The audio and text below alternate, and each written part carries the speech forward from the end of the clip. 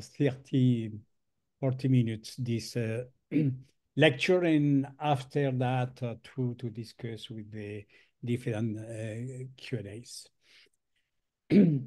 The question is, in fact, to evoke in the 21st century, how could we improve our quality of life in cities? And in particular, when we have the three global challenges, ecological, economical, and social. The 50-minute city is in a way for having a more inclusive future in this approach in urban regeneration. Today, this is very popular, the action, the commitment of the mayor of Paris, Anne Hidalgo, for transforming radically a city as Paris. During the last summer, with the Olympic Games, we could observe worldwide the transformation of the city. For the first time in the modern Olympic Games, we have a city, Paris, that have hosted the Olympic Games in this way: proximity, urban regenerations, decentralized sites for different competition. The Olympic game was a really relevant moment for showing this development of the proximity, the urban regeneration, the actions for recovering the Seine River, for offering a city dedicated to more livability. The Olympic Games in Paris were this capability for observing these differences. In the Anne Hidalgo vision, this picture is at the heart of this transformation. Instead of to have a city that for a long time was dedicated in the same way of a lot of cities around the world for the individual cars, for long distances, for the presence of the massive individual cars in all city, we could observe the transformation when we have decided a strategic mid-long-term project based on this idea, the triumph of proximities. We are very proud of that because at the same time, the 50-minute city is no more an idea of Moreno and Hidalgo in Paris. The 50-minute city has become today a really worldwide popular concept. I like to say in my different lectures around the world that in the concept of the 15-minute city, the less important point is the number of minutes. Don't matter for the number 15. We have today around the world a lot of different nicknames, lot of different implementation, the 50-minute city, the 10-minute city in Utrecht, the 20-minute city in Melbourne, or the 20-minute territory in Scotland, the 30-minute territory for ruralities in different places around the world. We need, in fact, to be relevant with the essential core of this concept, to transform our cities for offering within a shorter perimeter and massive accessibility to the different services, to different equipment and infrastructures for improving our quality of life. The rise of the 50-minute city as concept is today the rise of the X-minute city. di policentrismo, di chronotopia, di chronourbanismo, di topophilia, the academic domains in the convergence for transforming our cities, not only as a research academic conceptual point of view, but in the concrete reality. We have a strategic alliance with the different international organization of mayors. The first one that has adopted this concept was the C40 cities, the international organization of metropolises in the world for fighting against climate change. We have as well UCLG, United Cities and Local Governance, the oldest international organization of local governances, and UN Habitat, the Department of United Nations in charge of cities. And today around the world, in the 5 continents, we have a lot of different implementation. This is important because this concept, the 50-minute city, the X-minute city today, is not a doxa. This is not a checklist. This is not a label. This is not a chart. This is a framework for envisioning our cities in our territories.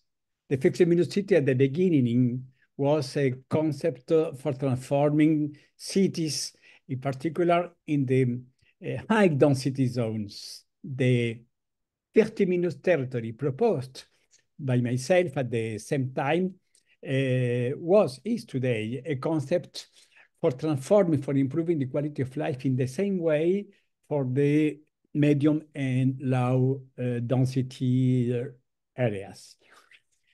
We need to keep in mind that this concept, in fact, needs a particular adaptation in each one of different contexts: geographical, political, economical, social, religious. We have a lot of different ways for transforming this concept in a concrete roadmap. Of course, we have around the world not only our local governance committed for implementing this concept. This is the sense of our research work with my team. We are in permanent work with the local governors, mayors, president of metropolises, president of regions, international organization of mayors, global institutions, and at the same time, we have been creating this international research community. We have today around the world a really vibrant and dynamic global community for deepening this concept, for offering in permanence new perspective, for integrating new proposals.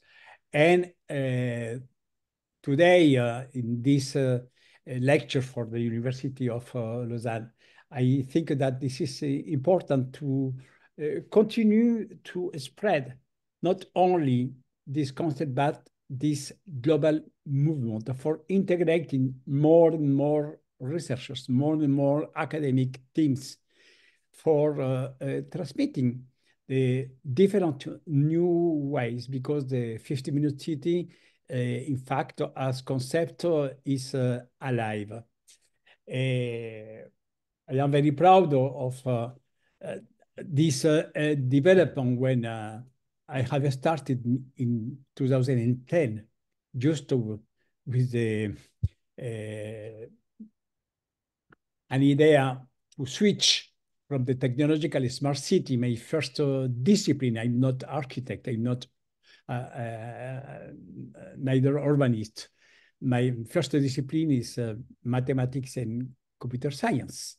I was one of pioneers in this technological smart city. In 2010, I switched from the smart city to the human smart city, to the living city for creating, for proposing in 2015 after the COP21 in Paris, this concept of the happy proximity. Our iconic paper, introducing the 15-minute city, sustainability, resilience, and place identity in future post-pandemic cities, has reached today more than 130 kilo views. I received a lot of different awards in urbanism and architecture, but my favorite is this one, the Scroll of Honor by UN Habitat in 2022, given that this is not an award for Carlos Moreno. This is an award for the 15-minute city as a global initiative. And I think that this is the real dynamic of this concept, to offer a global narrative for fostering this international mobilization, for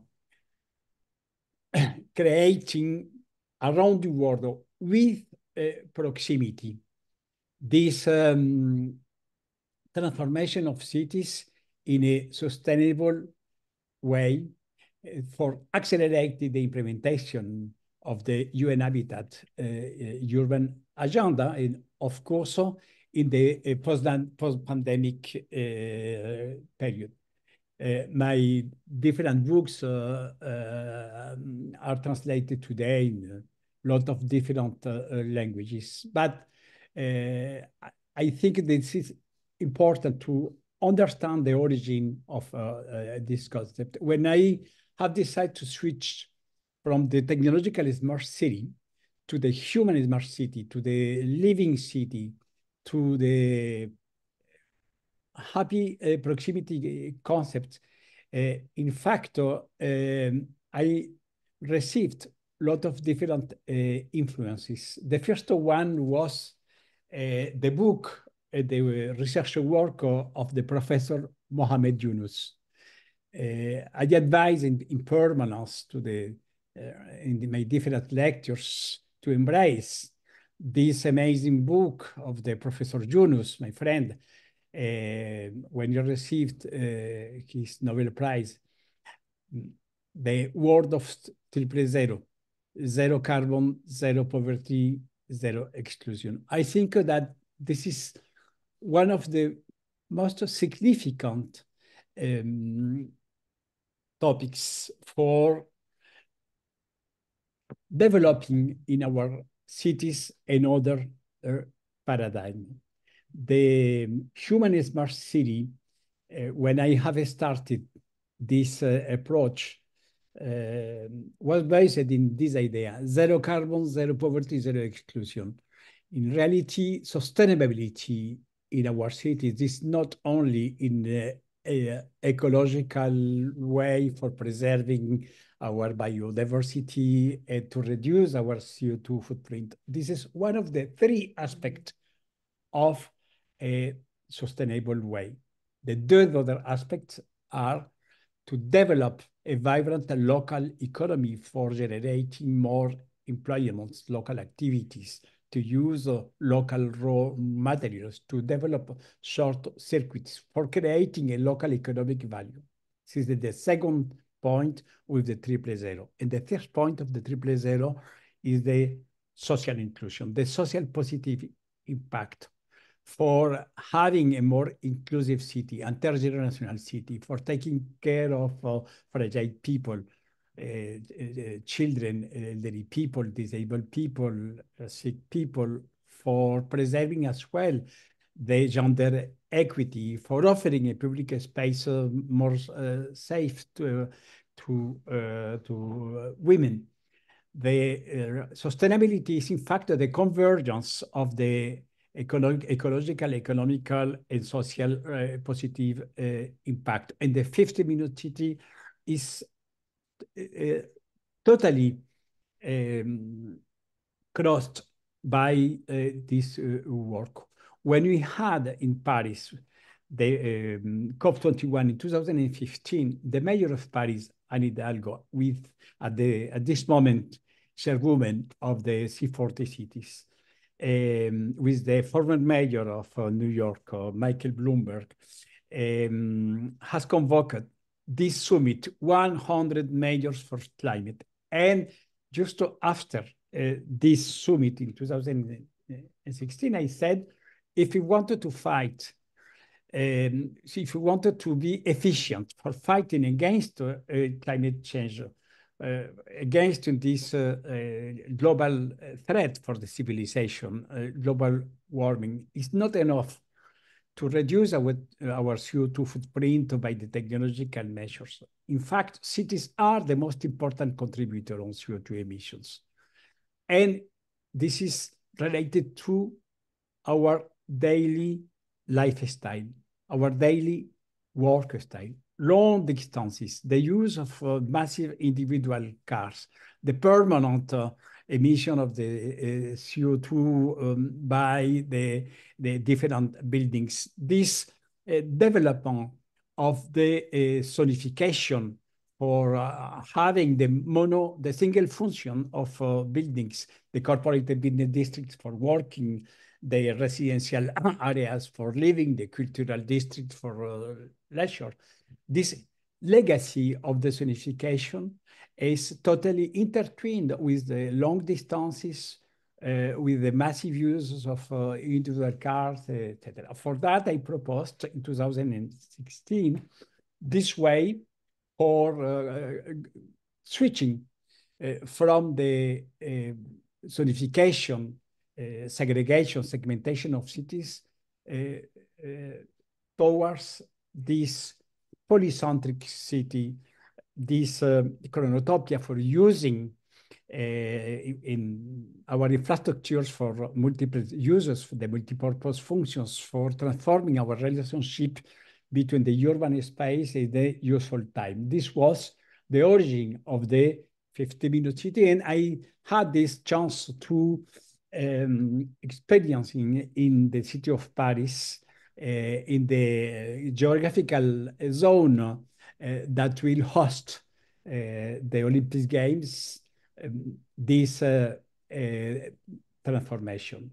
And Anne Hidalgo, after observing our concrete developments from 2016 until 2018, said, I will take this concept for the electoral campaign in 2020 in order to propose to Parisians this concept of a polycentric city, a city with a short perimeter, a city with shorter distances, a city with walkability, bikeability, local shops, local commerce, cultural activities, public space for people, medical services in proximity. The essential point of the 50-minute city at the core of her electoral program. She won the municipal elections in 2020, but it was at the same time the explosion of the COVID-19 in March 2020. The mayor of Milan, Giuseppe Sala, has adopted as well during the COVID. Milan was the epicenter of the COVID-19 in Europe. It was a really dramatic situation. And the mayor of Milano, Giuseppe Sala, a member of the C40 cities, they have created the COVID-19 Economic Recovery Task Force for cities. My colleague, Ezio Manzini, wrote this book, Evitare la proximità, live in proximity, this idea for the 15-minute city. And in July 2020, the C40 cities has adopted officially this concept for developing this regeneration after the COVID-19 to fight against climate change and to develop a new business model, a more inclusive cities, a more inclusive neighborhood in cities. We have created the Global Observatory of Sustainable Proximities, led by UN Habitat, UCLG, and at the beginning, C40 Cities with my team.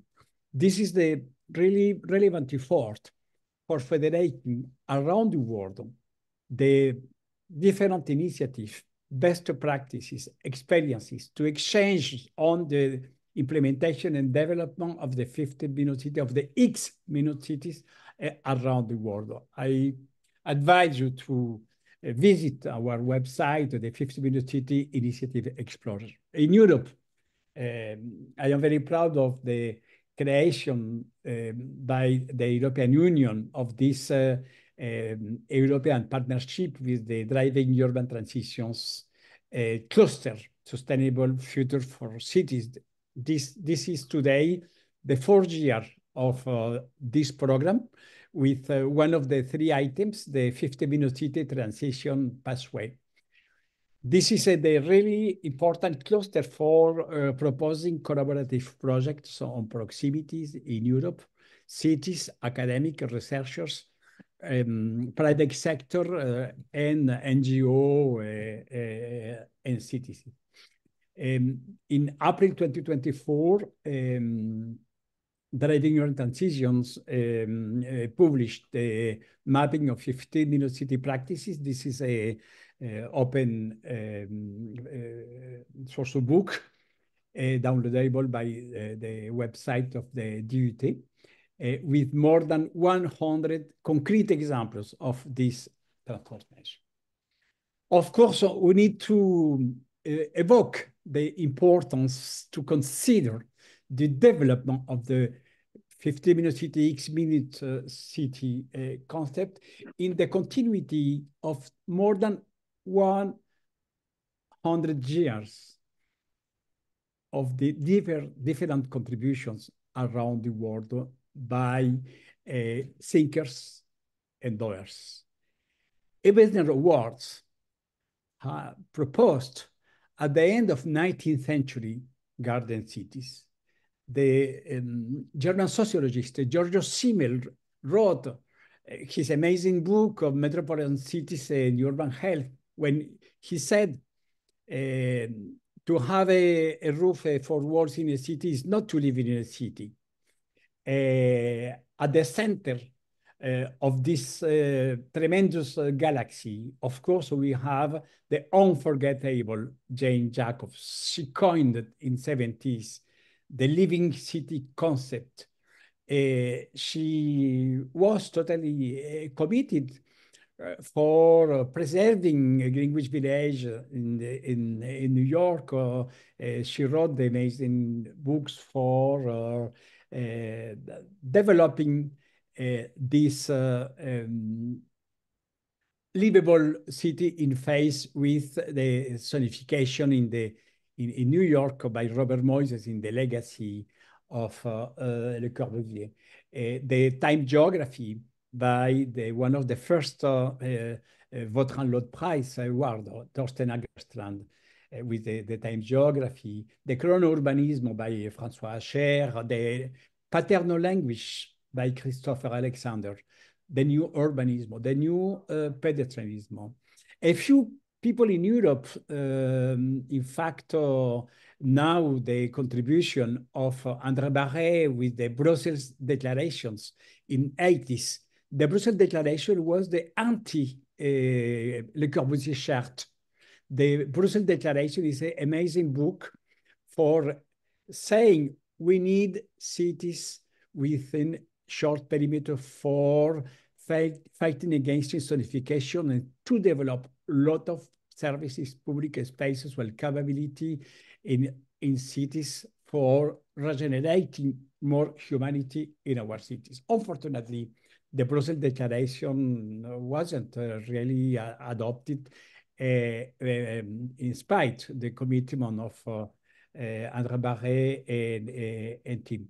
And of course, in the contemporary contribution, my friend, a good friend, Jan Gehl, with Cities for People, the Danish urbanist, one of the most significant contributors for transforming our cities. This is important to consider that Moreno is not just a work alone. This is a vibrant ecosystem in the legacy of lot of more than 100 of thinkers and doers committed for offering in different way as the predominant zoning urbanism in the legacy of the Athens Charter after its publication in 1933.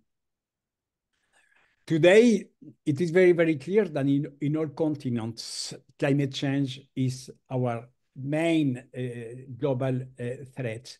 This is the picture recently in Colombia.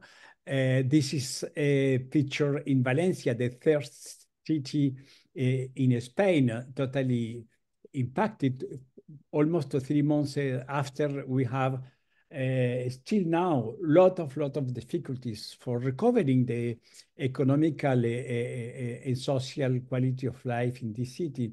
I was in Budapest when we had the Boris meteorological crisis in Central Europe. 4 countries were totally impacted, with the main cities in the dramatic situation.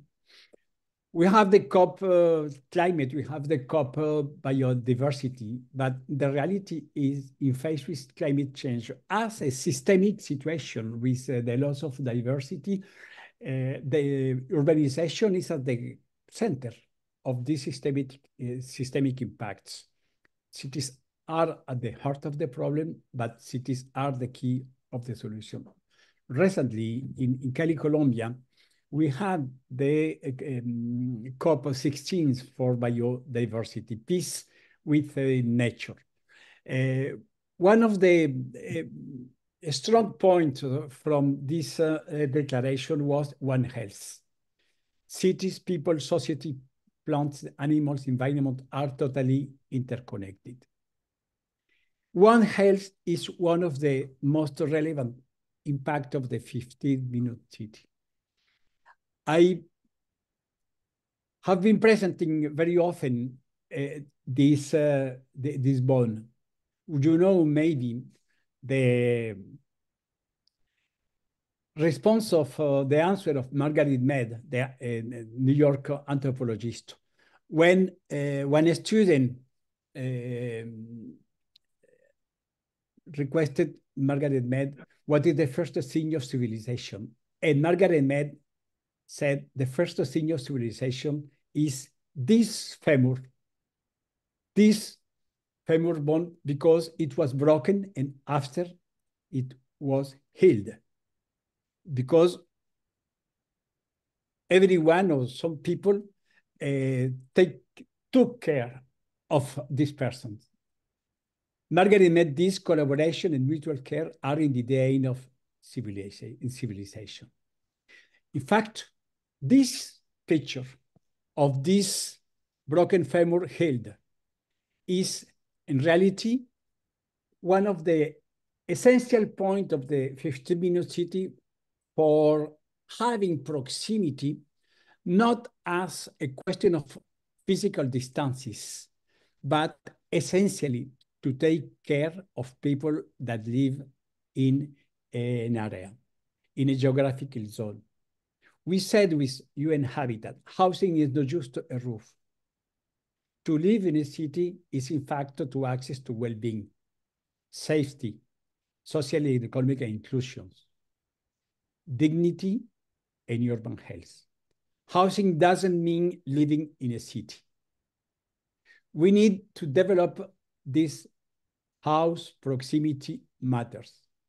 James Jacobs said the point of city is to have a multiplicity of choice, to access every time, everywhere to a lot of different services without a dependency to a car. And for that, it is compulsory to create a new urban and territorial framework based with the new relationship between the urban space and the useful time. This is the core of the 50-minute city, the 30-minute territory, the X-minute city, a happy polycentric city for reconciling ecology, economic, and social impact, regenerating our biodiversity to reduce drastically our CO2 footprint, to relocating in economy, to regenerating local employment, to regenerating local short circuits, and at the same time to reviving links to regenerate the social fabric. We have proposed with the 50-minute city a path.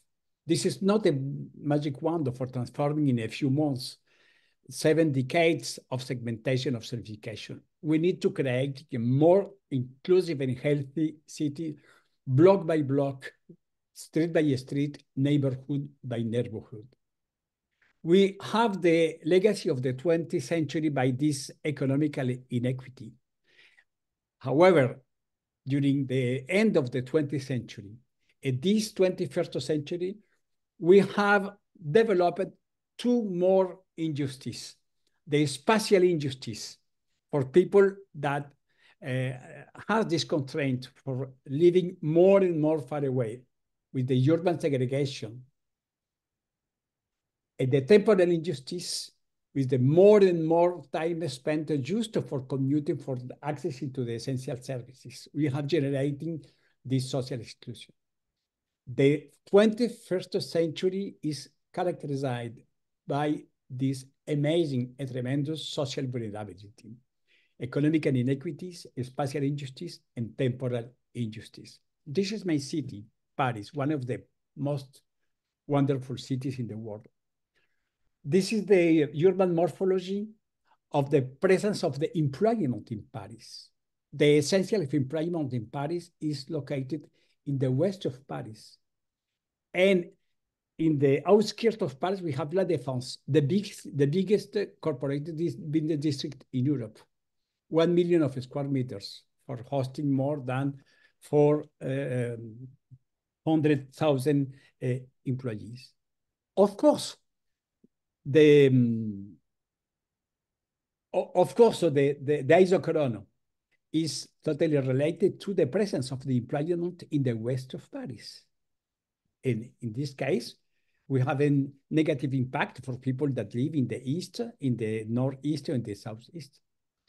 This is the map of the social housing in Paris. In the west of Paris, when you have the employment, the headquarters of companies, in the wealthy district, the rich district, 7 district, 2.2% of social housing. Rather than in the east, in the northeast, 42.5% of social housing. This is the zoning, and at the same time, this is the social segregation. This is our digital map by the city of Toulouse, the middle city in the southwest of France. The same situation. For people that live in the center of Toulouse, the life is in blue.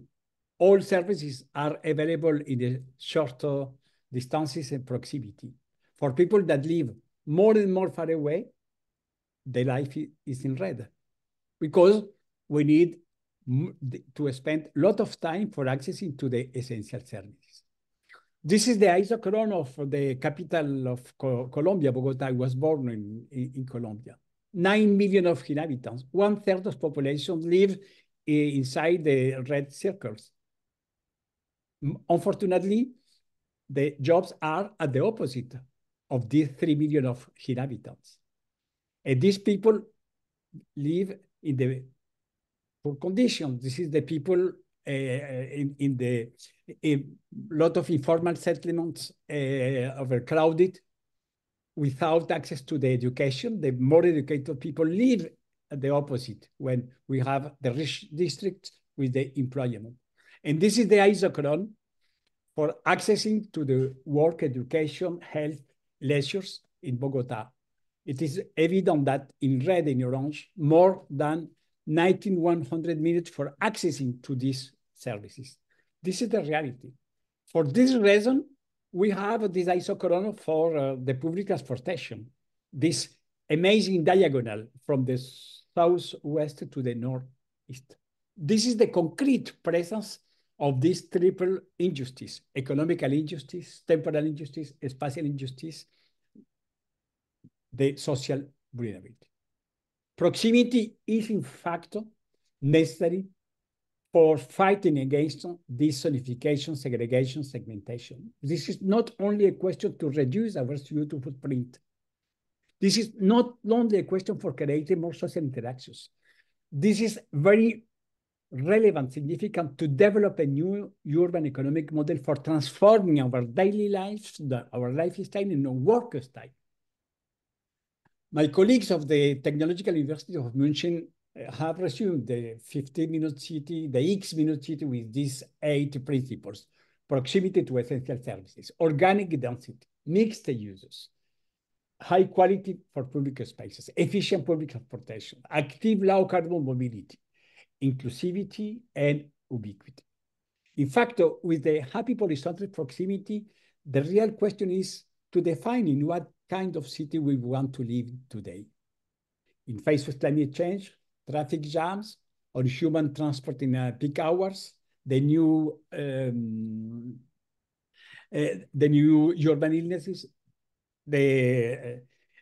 on human mall, etc.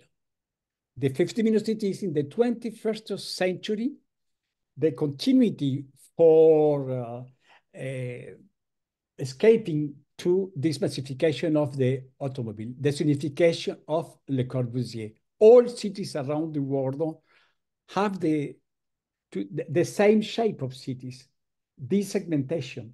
This is Paris with La Défense, I evoked. This is Buenos Aires with the same skyline. This is Ulaanbaatar, the capital of the country with the lowest density in the world, have today the most important, is today the most polluted city in the world, with exactly this same shape of the city, same situation. We have developed recently with our regional science association, the team of scientists dedicated to work in regional public policies. The convergence with the new economical geography proposed by our colleague Paul Krugman. We need today to develop this convergence between the zero carbon, zero poverty, zero exclusion of the Professor Yunus, that at the origin with my proposals for this happy polycentric proximity, and to reinvent the relocalization of employment of the economy with the new economic geography of the Professor Krugman. We have created a common group with the Regional Science Association for proposing this concept, the new economical geography of sustainable proximity. We have published recently in October a common paper with Krugman and my other colleagues, Proximity in the New Economical Geography, in these uncertain times. The OECD published in December 2024 a really fabulous document, Cities Turning Crisis into Change. The City Compass for the OECD: proximity, self-sufficiency, economical and social justice, and resilience. For that, I proposed to consider proximity as the best resilience. When we have the climate crisis, economical crisis, and social crisis, proximity is the best resilience for offering within a short perimeter lot of different services in order to fight against these different crises, for anticipate. I proposed during the 12th World Urban Forum in Cairo recently in November, the word proxilience, the mixed proximity and resilience, for saying today with the different societal transformation, in particular the transformation of work, we have the possibility for creating this transformation in the implementation of a polycentric organization with a social circularity, not only for living in a city, but for having habitability. I proposed this ontological way, 6 essential functions: to live, to work, to supply, to care, to learn, to enjoy. 3 new indicators of the well-being: my personal well-being and my family well-being, my social well-being with my neighbor, my work colleagues, and my sustainable well-being, CO2 footprint, and the otherness. This is the core of our model, to mix the different colors in a polycentric way for offering every time, everywhere, and accessibility without a dependency to the individual cars. The nickname is the rainbow of the high quality system life, because today we live in cities with the 6 colors totally separated, and we wanted to mix this color everywhere, every time. This is my ontologic model. I am ontologist, so this is really my first discipline as mathematician and computer scientist. We have created a methodology for transforming our cities with the quantitative and qualitative approach. The quantitative approach for using mathematics, geospatial data analysis, multi-scalar study for defining the macro analysis, the city, the neighborhood analysis, and the micro analysis by street, to create the new tools for modelizing the quality of life in our cities, for creating the livability index diagnosis, and at the same time, to develop the qualitative way for generating the adaptative isocolon for involving residents by profile. Proximity is not the same for teenagers, for children, for a pregnant woman, for a couple without children, couple with children, elderly people, etc. For that, we need to adapt the profile of inhabitants to the different services in proximity for creating this rainbow of the quality of services.